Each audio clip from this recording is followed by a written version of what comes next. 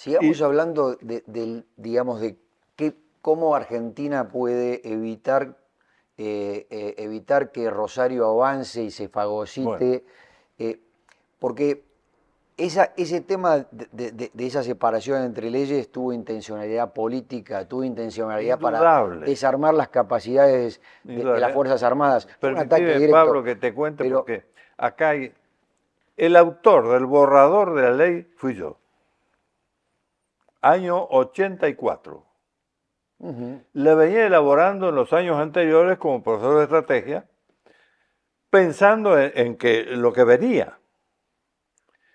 Un día viene un hombre, José María Yadós. Lo voy a nombrar para que los que lo conozcan le pregunten. No sé si vive o no vive. Era abogado, asesor del ministro de Defensa. Vino directamente a mi despacho, yo era coronel, a pedirme el borrador de la ley de defensa. Y le digo, esto es clasificado. Vaya y hable con el jefe de Estado Mayor, que era el general Fernández Torres. Eh, Me dice, ¿por qué no lo llama? Así, porque él me conoce. Lo llamo y Fernández Torres me dice, désela. Le entregué el borrador. Y le advertí, es un borrador sin formas legislativas. Es el resultado y le corrí una cortina donde yo tenía el esquema de la nueva estructura de la defensa, de la seguridad nacional, para ser más preciso. mm, Íbamos a dar con esa ley un salto cualitativo que iba de 1904, Roca Richeri, a 1984. Habían pasado 80 años y nada se había movido, pero habíamos remendado 20 veces la estructura heredada de Roca Richeri, con lo cual era irreconocible lo que había. Ahora, la desnaturalización de todo aquello nos llevó a una serie de fracasos. El más importante era que se llegó a un nivel de no pensar, sino en copiar. Es decir, nos poníamos la bota de 7 leguas de otro, y que no me calzaba, indudablemente, y no podíamos caminar con esa bota. Esto obligaba nuevamente a poner las cosas en su lugar. El Estado Mayor Conjunto pasaba a ser el pivote del planeamiento estratégico. Los Estados Mayores Generales eran administradores de adiestramiento y provisión de medios, administración de personal, de modo tal de que había todo un sistema que quedaba perfectamente dividido en responsabilidades y una posibilidad operativa muy adecuada para poder evolucionar, porque no podíamos repetir el error de pretender de que un plan sea algo que se solidifica y es la verdad revelada para el futuro, cuando lo que hay que hacer es que hay que actualizarlo todos los días, más aún en los cambios dinámicos de esta etapa. Todo eso estaba previsto ahí. ¿Qué hicieron los hombres que se llevaron la ley? 84. En el 88, 4 años la tuvieron evolucionando ahí dentro.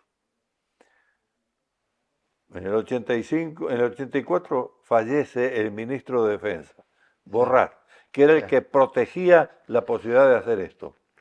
Y ahí entonces aparecen la figura del canciller Caputo y de la coordinadora radical asociada a la cafeteradora de la provincia de Buenos Aires y ¿Asociada a qué cosa, perdón? a la cafeteradora de Ah, la provincia de Buenos Aires. sí. Pensaban, heredero de Montoneros, heredero de Ler, socialdemocracia europea, todo esto van a desarrollar una ley donde toman la primera parte de la ley y no la tocan, la principista. Y en la segunda parte crean esta modificación. Las Fuerzas Armadas fuera del país. Sí. Lo cual, cuando la ministra Garré llega al poder, 15 años después de que saliera la ley, la reglamenta y dice, la interpretación es, las Fuerzas Armadas solamente pueden actuar frente a Fuerzas Armadas de otros países. Con lo cual, los problemas estratégicos del interior del país quedan en manos de la policía. Bueno, así estamos. Yo pasé de retiro en el año 89. Me pidieron el retiro justamente por motivos que tienen que ver con todo esto. Molestaba. No me fui a mi casa gratuitamente. Al año siguiente hice en el Teatro San Martín, a través del Instituto de Estudios Estratégicos de Buenos Aires, el primer Congreso Internacional sobre Narcoterrorismo. Traje 15 especialistas del mundo. Año 91. No se hablaba de este tema, era desconocido, tabú para mucha gente. Personalmente llevé la invitación a todas las oficinas del Estado pertinentes. Nadie fue. Traje un coronel de la India, un Singh, con su enorme turbante. 2 especialistas de Alemania. Del Triángulo de Oro, Afganistán. De Francia, 2. De Estados Unidos, 3. De Colombia, 2. De Perú, el Alto Guayaga estaba ardiendo en ese momento. Bueno, eran 15 en total. Una semana entera estuvimos reunidos en el Teatro San Martín. Vinieron 2 jueces federales no invitados. Pero cuando vieron la publicación en los diarios, vinieron porque ya tenían en sus despachos el problemita y no lo entendían.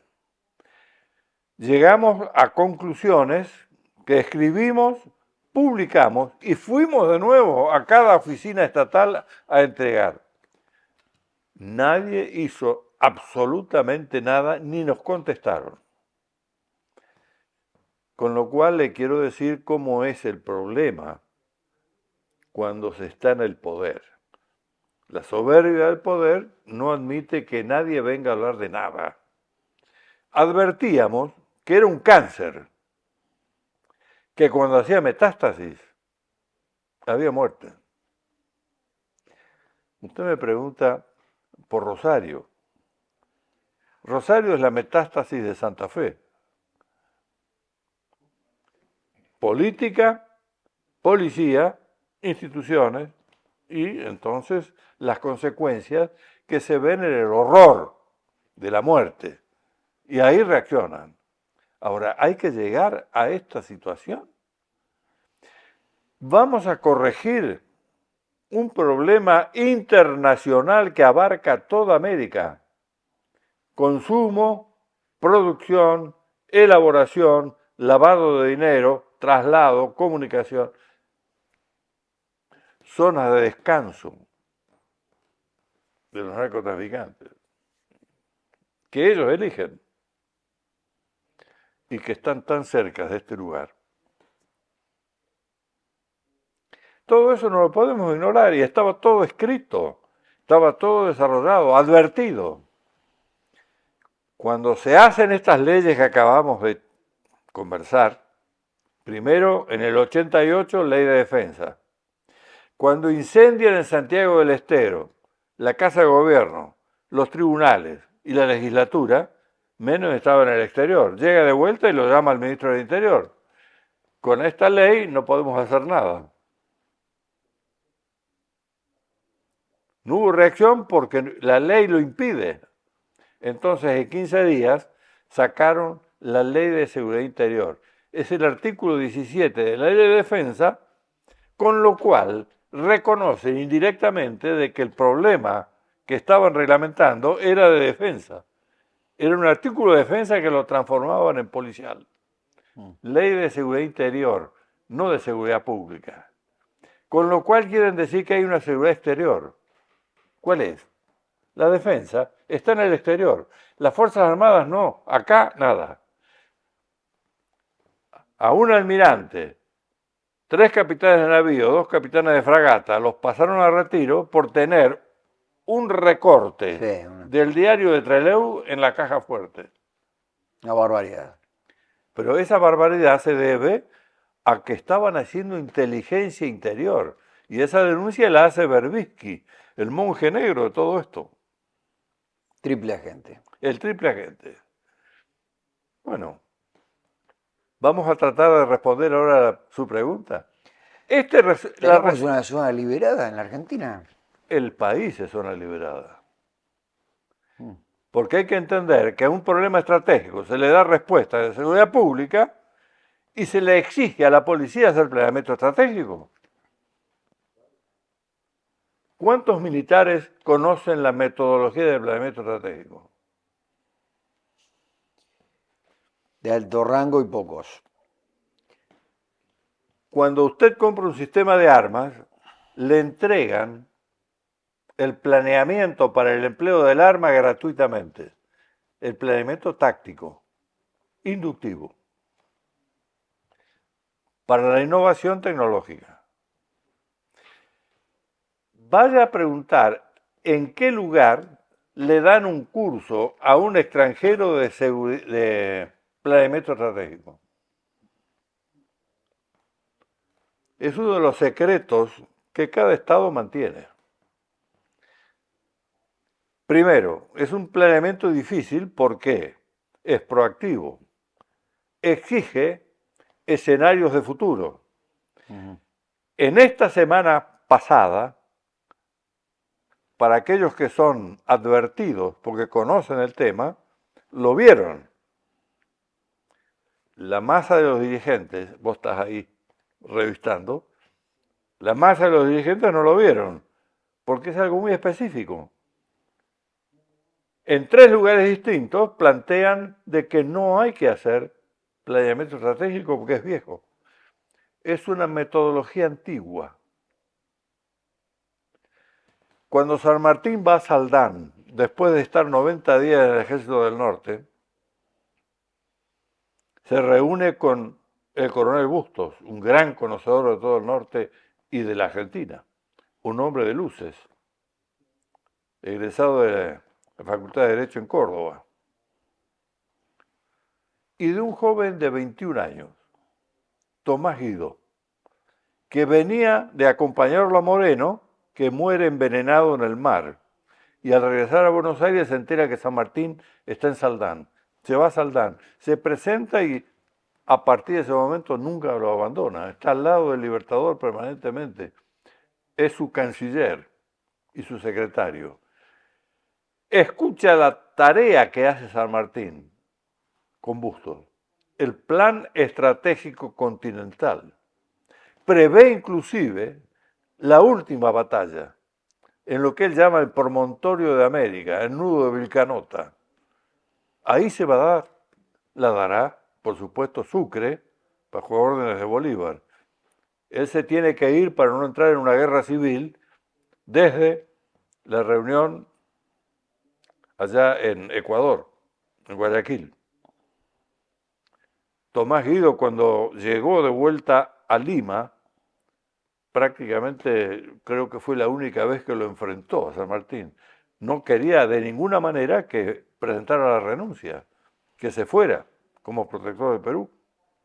Sabía lo que estaba ocurriendo en Perú, un gran desorden detrás, que aumentó en la ausencia de San Martín. Y San Martín le puso la mano en el hombro y le dijo, está decidido, a medianoche me embarco. Guido quedó. A los 2 años, estando ya San Martín en Europa, hay una hermosa carta de Tomás Guido, diciéndole una vez más, usted tenía razón. ¿No es cierto? ¿Qué hizo San Martín? Planeamiento estratégico. Ahora un comentario respecto a eso. Cuando alguien, un grupo con determinadas ideologías quiere frenar que se haga estrategia, uno de los métodos que tiene es empezar con cuestiones semánticas, ¿no? Entonces, Yo se lo digo como profesor de estrategia en la universidad, o sea, la discusión sobre el planeamiento estratégico como un concepto antiguo, etcétera, etcétera, es un tema que se puede utilizar maliciosamente, como es el caso que está ocurriendo acá. La diferencia, finalmente, más allá de distintos pensadores, Henry Mintzberg, que es un pensador del mundo de los negocios, ha hablado de esto. Usted la mencionó bastante más temprano y finalmente tiene que ver si es un planeamiento muy estático o si es un planeamiento que tiene un sistema de retroalimentación. Permanente. En un entorno muy cambiante, tiene un sistema de retroalimentación ágil, ¿no? Entonces se habla de estrategia adaptativa hoy, que es... Entonces, la verdad que lo que le falta a Argentina es planeamiento estratégico, un sistema de estrategia que funcione. Yo no me dejaría meter en esa cuestión semántica porque eso lo hacen para prevenir que se haga nada. Pero todo esto va a apuntar a la naturaleza de las cosas. Mire, Ahí va. cuando los filósofos empezaron a pensar en el porqué de las cosas, el primer problema que estudiaron fue la naturaleza de las cosas. Sí. Diferenciar una cosa de otra cosa. Esto no es lo mismo que esto, la naturaleza de las cosas. No podemos no entender del que el narcoterrorismo es de naturaleza estratégica, Exactamente. pero que operativamente emplean los elementos de la seguridad pública. Claro. Por eso es que, después de la Guerra Fría, no se habla ya del paralelo, lo estratégico y lo público, sino que habla de la incardinación de la seguridad nacional. Exacto. Y los ministerios no son de defensa y de seguridad, sino que son de seguridad pública, para que unifiquen el planeamiento de las dos. Eso es claramente una de las reformas que Argentina debería hacer en el corto plazo para empezar a cortarle la cabeza a la serpiente. ¿No? La otra, a la par, el Ministerio de Cultura, Educación e Instrucción. Déjeme agregarle algo a lo anterior, de la unificación de estas leyes que maliciosamente fueron divididas, ¿no? Como usted bien explicó antes. Es el sistema de inteligencia que tiene la Argentina, que ha sido usado de la forma más lamentable para operaciones políticas. La inteligencia estratégica es un subsistema del plan estratégico. Exactamente. Si yo estoy suponiendo los escenarios de futuro, tengo que comprobar que al avanzar en el tiempo se cumple o no el supuesto de lo más probable o no probable. ¿Qué deberíamos hacer con la Secretaría de Inteligencia de la Argentina? O la vieja así digamos, que se ha dedicado las últimas décadas a hacer operaciones contra políticos, empresarios, no previno la AMIA, ni pudo encontrar a los culpables, ni a la Embajada de Israel, no, digamos... Pero entendamos esto, si no hay plan estratégico, ¿qué necesidad hay de tener un subsistema de inteligencia estratégica? Ninguna. El subsistema de inteligencia estratégica tiene el input del plan de reunión a través de los requerimientos del plan estratégico. Estamos llegando entonces a una conclusión, que es, habría que unificar estas dos leyes en una sola ley de... El problema lo puede unificar o no, pero el tema es de que el subsistema de inteligencia estratégica depende del sistema de planeamiento estratégico. Es una dependencia, no tiene autonomía. Ahora, para que el sistema de planeamiento estratégico pueda estar en la práctica, no se puede seguir con esta división entre defensa exterior y seguridad. Esa fue una... Yo hasta conozco... En ese sentido le ¿Sabe decía... quién trajo al país esta idea?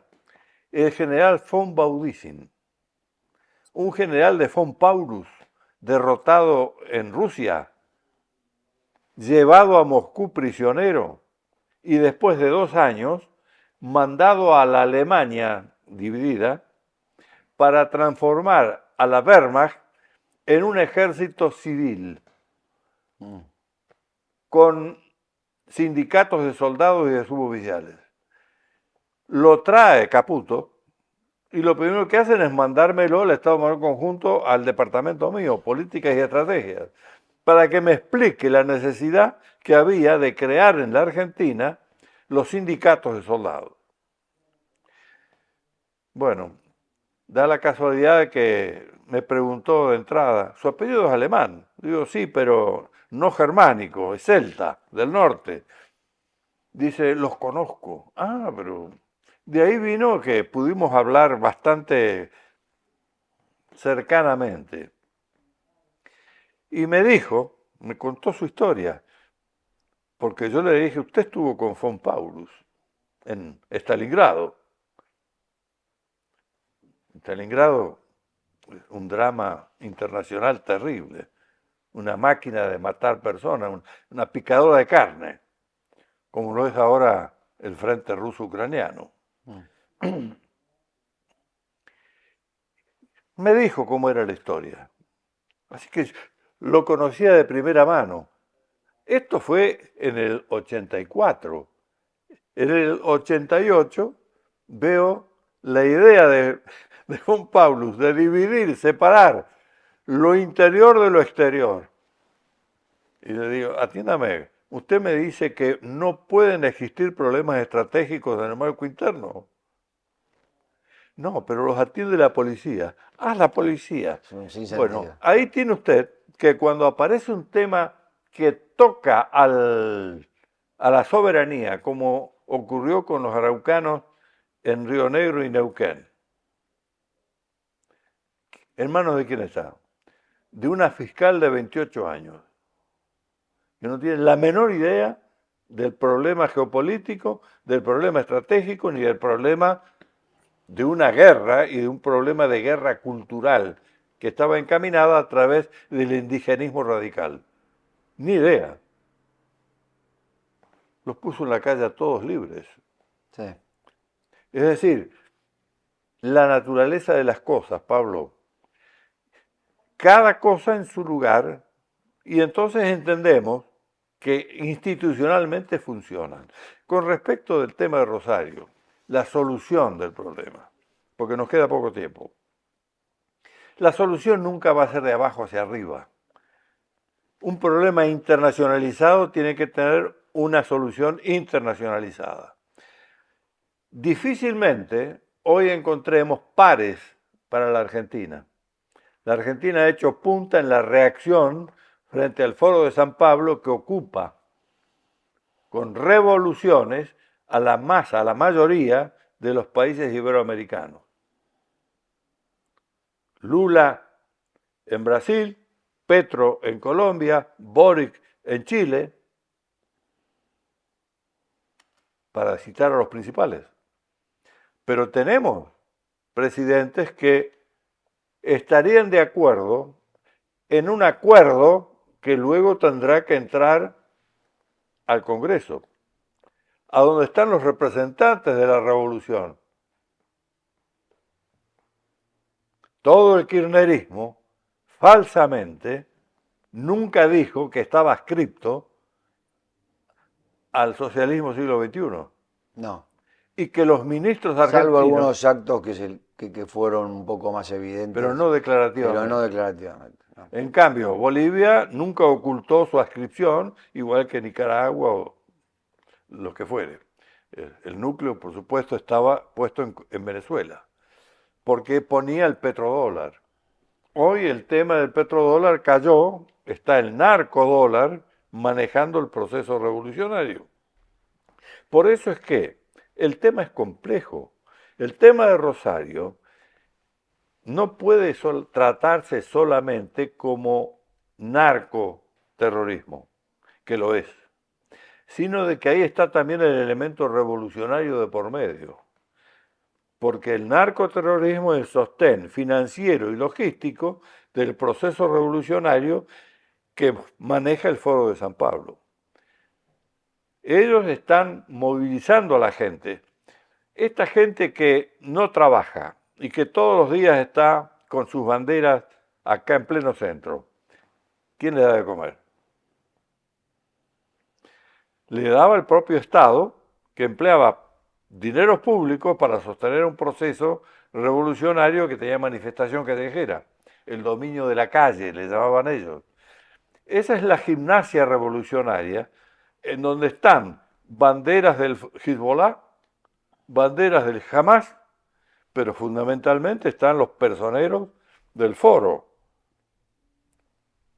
Cuando se reúne, la última reunión ocurrió en Brasilia, bajo el amparo de Lula. La penúltima, que es muy importante, se produjo en Caracas, año 19, y ahí es donde se ordena la contraofensiva revolucionaria para recuperar los países que habían caído en manos de la oposición, la Argentina entre ellos. Sí, Colombia, Chile.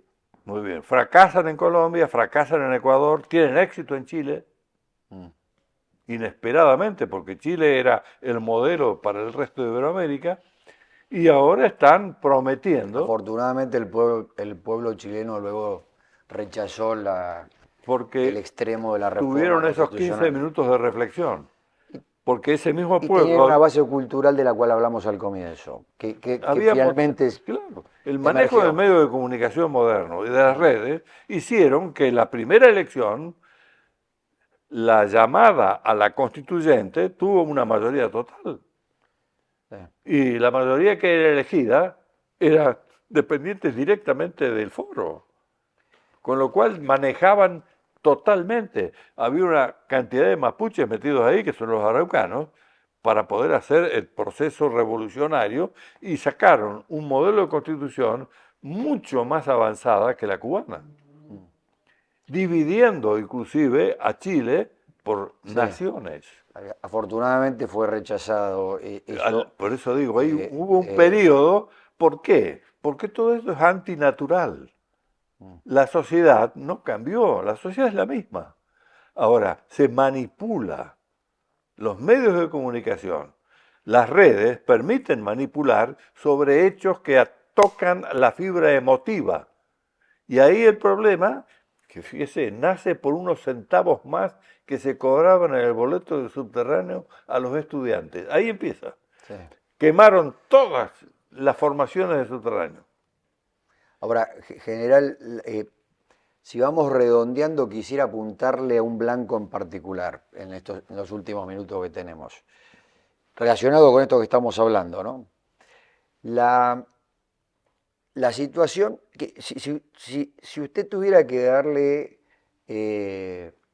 una sugerencia, un consejo al gobierno actual, Milei, dicho sea de paso, está logrando tocar alguna de esas fibras emocionales en la población por el momento, lo cual es muy positivo para un cambio cultural, ¿no? ¿Sí? Digamos, eso es algo que ojalá se consolide y pueda ser parte del proceso tan difícil del cambio y de ese salto que usted mencionaba al comienzo, sin red de contención, ¿no? Ahora, si usted tuviera que darle 3, 4 sugerencias concretas al gobierno respecto a cómo evitar que la Argentina, o sea, que la Argentina se aleje de ser la posibilidad de un narcoestado en lugar de acercarse a ser un narcoestado, teniendo una zona tan compleja como la que tenemos hoy. Bien. En Rosario, y algo que se habla mucho menos, pero que es mucho más complejo de lo que parece de afuera, es la provincia de Buenos Aires, ¿no? Creo que lo vas a entender rápidamente por tu formación en estrategia. El problema que tenemos delante no es un problema militar, es una agresión que no se da en un teatro de operaciones militares. Es una guerra civil que se da sobre las poblaciones, sobre las ciudades. Los blancos son esta gente que mueren, que no son uniformados. Quiere decir que la respuesta no es militar. Los que piensan en sacar los militares a la calle se equivocan.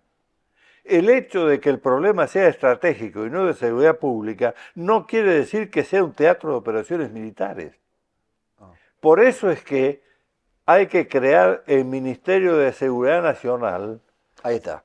Uniendo el cerebro militar de planificación estratégica con la acción de una gran estrategia en todos los frentes del poder.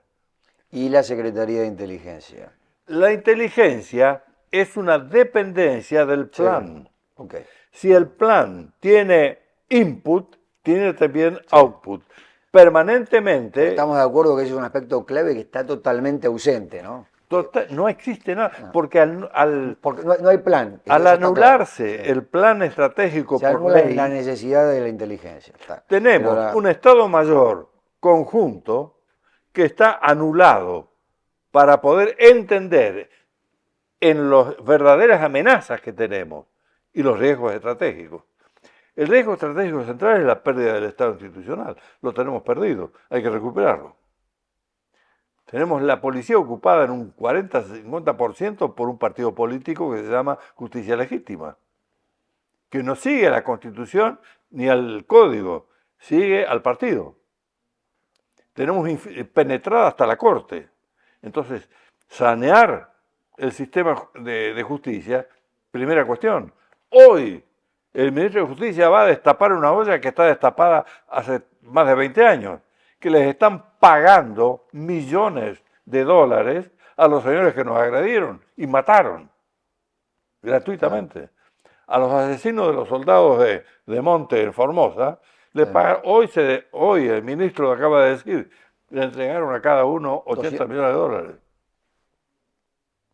Ahora lo descubren. Bueno, este tema es central. Entender que el empleo militar es el empleo del cerebro militar. Sí, sí. Ahora, eso sí, la disuasión militar tiene que existir por la existencia de una política exterior y una inserción internacional en conflictos de otro carácter. Acá hay que diferenciar, no hay solamente hipótesis de guerra internas. Es una hipótesis de guerra, pero guerras frente a mafias, no a un enemigo organizado. Sí. Este es el tema. Y a la mafia no le mando soldados, lo que le mando es control de la aduana, control de migraciones, control de los aeropuertos, control en las avenidas, todos los controles que la inteligencia indique para localizar al tráfico. Y al tráfico atacarlo en su fuente, no en su operación. Y su fuente es el lavado de dinero, claro, y el lugar donde está el cultivo. El cultivo en Colombia aumentó 5 veces, desde Santos a Petro. Es el volumen que va aumentando permanentemente. Ese volumen es el que hace de que estas redes de carteles tengan más dinero que los estados. México se equivoca, saca las tropas a la calle a pelearlos. Por supuesto que terminan con que gran parte de esas tropas fueron compradas por los cañonazos de dólares y no de armas que le tira el cartel. ¿Cuál es el cañonazo que le tiran a un capitán que gana 200.000 pesos? Le tiran 50 millones de dólares y le dice, señor, toda esta zona que usted controla, ahora la controlamos nosotros. México tiene el 70% de los municipios en manos del narcotráfico. Entonces, como una de las, sí, lo de México es tremendo, como una digamos, de las recomendaciones sería establecer esta unidad especial. Lo primero que hay que hacer es que la Cancillería Argentina tiene que lograr un acuerdo. Está bien. Que se haga tratado para que haya un Estado Mayor combinado en Iberoamérica. En la medida que los sistemas políticos vayan cambiando, porque Petro está en la cuerda floja, Boric está en la cuerda floja, Lula está en la cuerda floja. nuevamente va a haber cambios. Y el problema que los molesta es la presencia de Milei, la de Argentina, como un claramente, modelo que si tiene éxito, asegura que las elecciones próximas las pierden los del Foro de San Pablo. tal cual. Y va a empezar a aflojar lo que acaba de aparecer esta mañana acá. Lo que sabíamos hace 20 años, recién ahora la justicia lo encuentra. Muy bien. Una vez que ese acuerdo esté, el tratado esté y funcione, Sería con países, claro, con países de la región y algunos organismos internacionales especializados, porque ¿no? ellos tienen mando Sí, unificado y nosotros ok. no. Y Ellos tienen diversificada la producción, la industrialización, la distribución, el lavado de dinero, todo perfectamente elaborado y incluso la alternativa. La alternativa de Venezuela era la Patagonia Argentina. Por eso la activación de los mapuches. ¿Quién se lo dijo? Nadie. ¿Por qué? Porque no hay planeamiento estratégico, no hay inteligencia estratégica. Logró sobrevivir Maduro. ¿Logrará ganar las próximas elecciones? Están tratando de aprender por los fracasos que ha habido de cómo cortarle el camino, de que los fraudes se terminen. Ya es escandaloso. Y el tema está, el tema muy importante a tener en cuenta, para que pongan esto en consideración, Trump está ganando las elecciones en todos los estados y en Estados Unidos hay una federación en serio. Los estados son los que eligen al presidente. Si Trump llega a la presidencia, se arregla el problema de Ucrania con China en muy poco tiempo. Primera cuestión. Me arriesgo a adelantar esto y lo he puesto por escrito. sí, Y vos lo tenés. sí. Primera cuestión. Y segunda cuestión. El tema del narcotráfico encuentra una solución. Porque Richardson no va a venir por el tema de China, va a venir por el tema que trató en forma confidencial porque públicamente no lo puede tratar, ¿Qué es? que es el tema del apoyo que Biden le está dando a Cuba.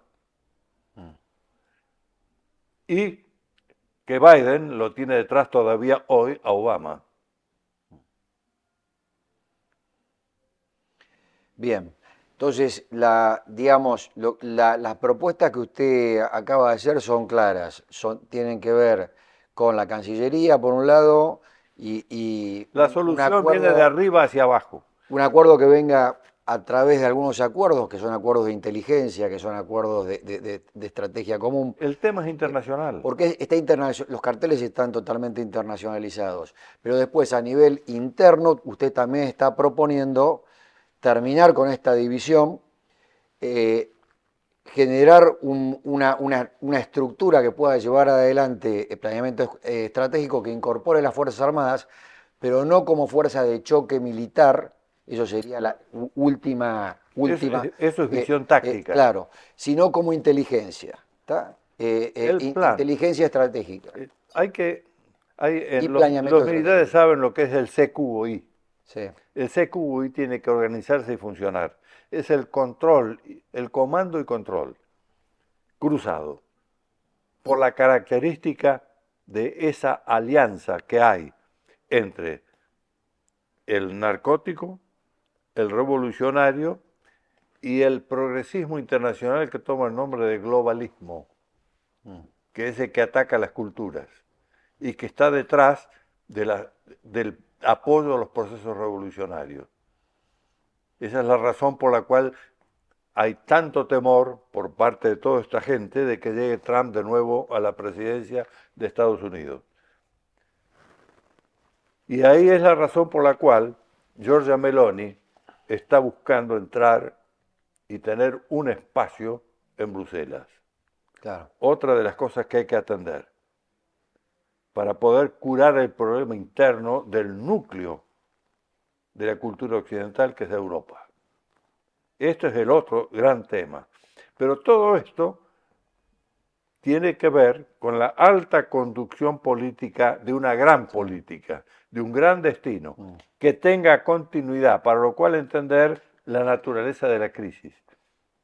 Y ahí empezar con, yo no solamente que no le cobraría impuestos a los sindicatos, que vayan a recapacitar a sus obreros y empleados Claro.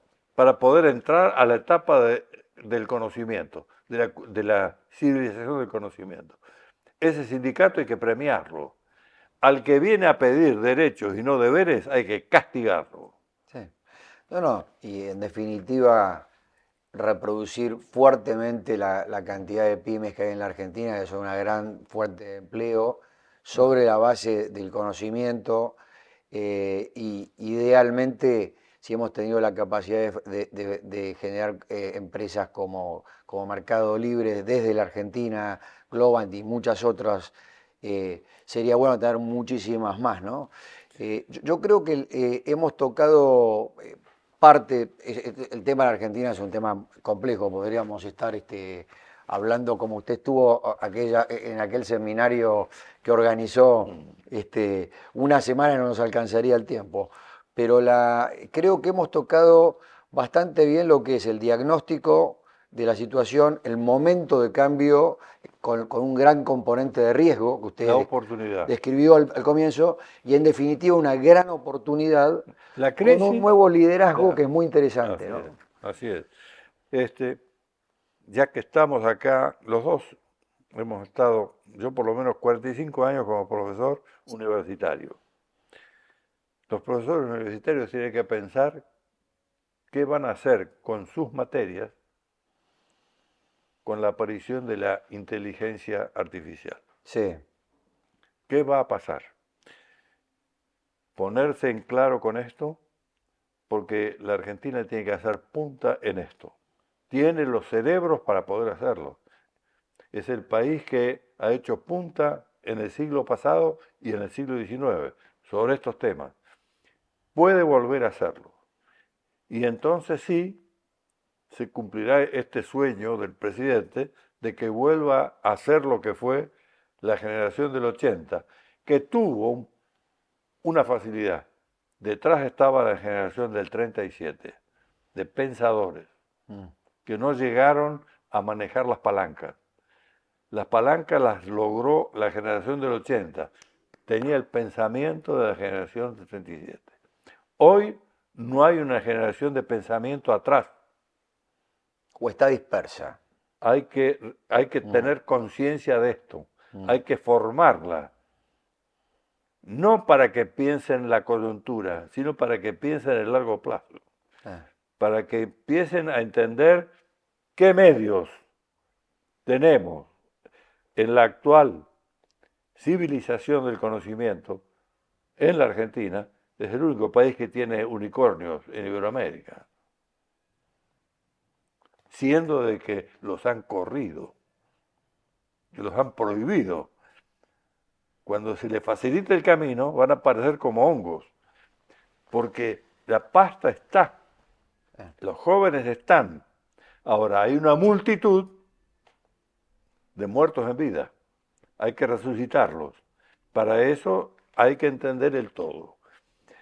Recuperar el Estado institucional, recuperar el futuro a través de la proyección adecuada y recuperar la paz. El lema de Roca era paz y administración. Hoy dirían paz y gestión. Yo diría paz y estrategia. Sí. La paz interior no ha sido lograda. Tenemos dos estados de guerra totalmente heredados del siglo pasado, hace 40 años, activos, y no hay conciencia de ello. Somos un país en doble posguerra y no hay conciencia de ello. La posguerra es parte de la guerra, Sí, por supuesto. pero es la parte más interesante, es la explotación del objetivo perdido o ganado. Bueno, nuevamente muchas gracias, Pablo, por la oportunidad. No, muchísimas gracias, señor general. Ha sido sumamente interesante y me parece que tenemos temas para algún otro día, ¿eh? Muchísimas gracias. Al contrario.